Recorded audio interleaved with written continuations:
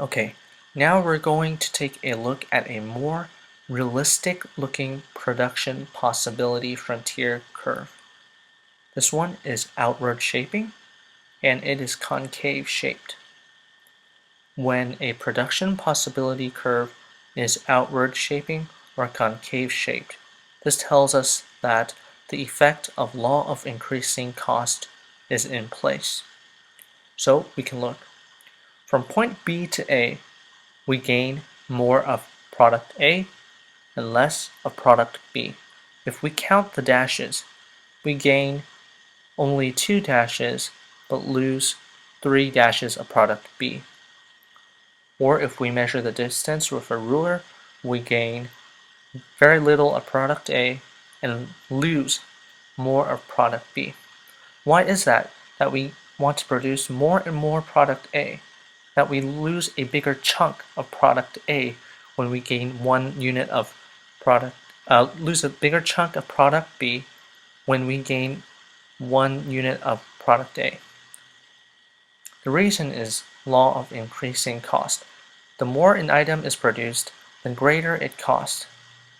For example, a long time ago, when there weren't that many airplanes and cars, gasoline was cheaper because the demand was very little and all we needed to do was drill maybe quarter of a mile into the land and we were able to extract gasoline.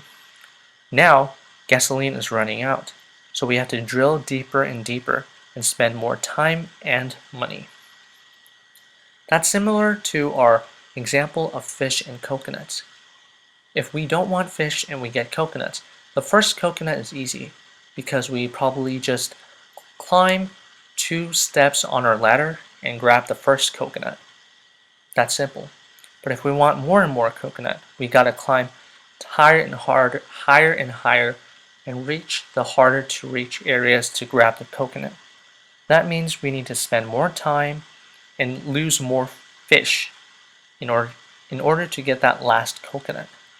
So in a realistic environment, the more we want product A, the more we're giving up product B because of time and the law of increasing cost, basically. So on this production possibility curve, another thing that we need to learn is we have here 5 points. Point A, B, and C are on the production possibility curve. That means we're being efficient. We're at our maximum. Point A is at our maximum. Point B is maximum. Point C is maximum as well. For X, we're inside a production possibility frontier. That means we're being inefficient. That means we're not getting zero coconuts in 10 fish. We're getting maybe 0 coconuts and 5 fish. That means we're being inefficient. We're not at our maximum. Point Y is outside our maximum. Okay, that's like getting 0 coconuts and 12 fish. That's not possible in our current economy.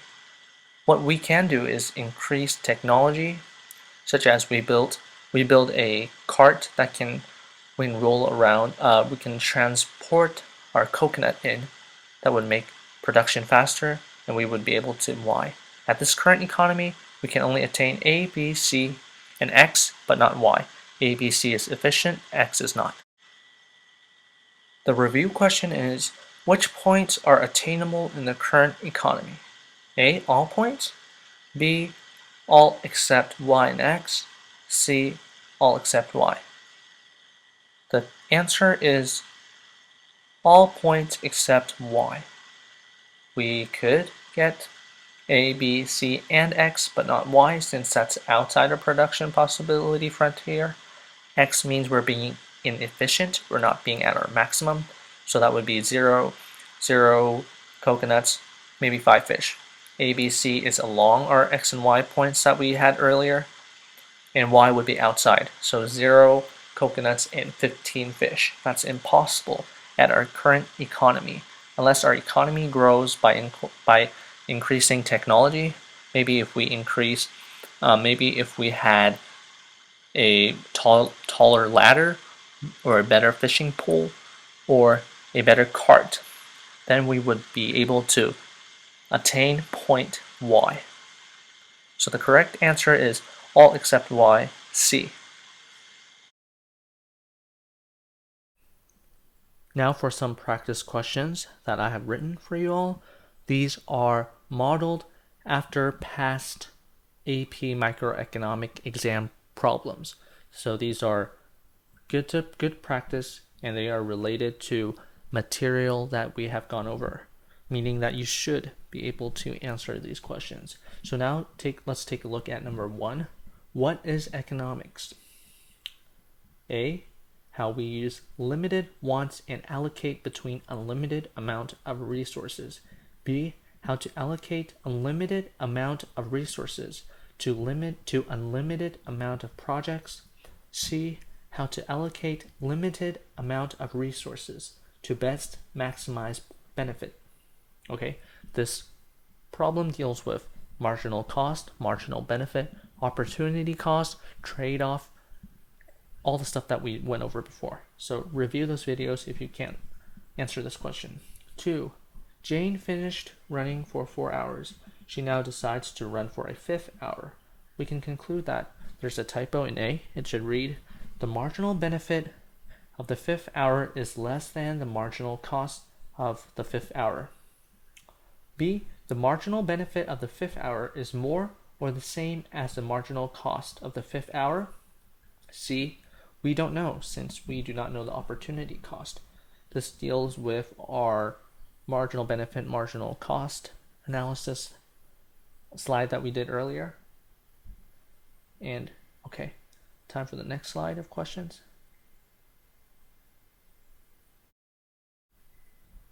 The third question that we have is, concave shape of production possibility frontier tells us that the more that good is produced, the greater the opportunity cost. B, points inside the PPF are unattainable. C, the economy currently has unlimited resources to produce these two items. This is basically the slide that we had, the outward shaped PPF curve. You should review that slide if you're unable to answer this question. And that's it. Stay tuned for the next video for the answers.